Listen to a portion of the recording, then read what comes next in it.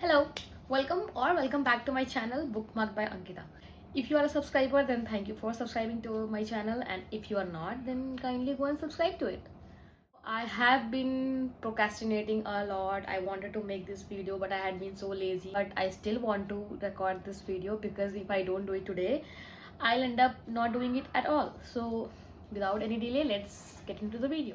I have read two thrillers back to back. First one was The Girl on the Train, and after that, I read Verity, which for no reason I am reviewing first. So, today we'll talk about this book, Verity by Colleen Hoover. I don't like reading young adult novels because I don't really relate with them. This is the first book from Colin Hoover that I've picked because this was a suspense or thriller book, so I picked it. And I think I was right. I was right about not picking her work before this. And why is that so? You'll get to know by the end of the video. So, first thing first, let's talk about the book. The book is about an author named Lowen and another author named Verity. And there is a third character who's Verity's husband named Jeremy. The story is about Lowen, who is a mediocre writer.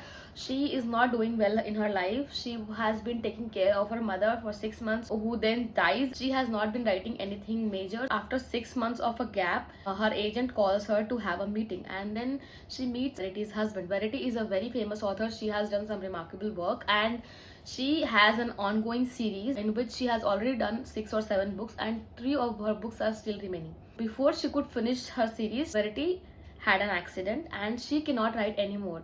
So her husband wants Lowen to write instead of Verity, and because he doesn't want anybody to know about Verity's condition, so he wants Lowen to write under a pen name as a co-author. He asks Lowen to come to their home and go through Verity's office and gather every information she wants to write about the next 3 books in Verity's series.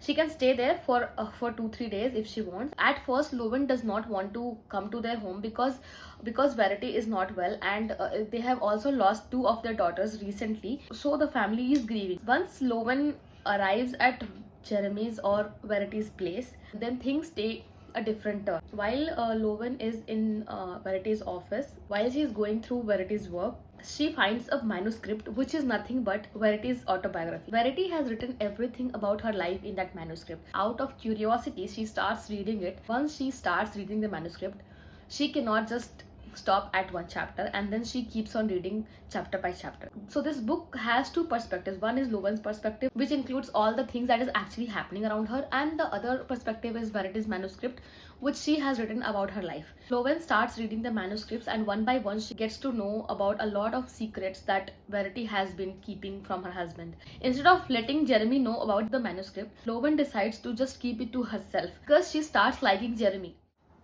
So this whole family, all the characters in the book are very twisted.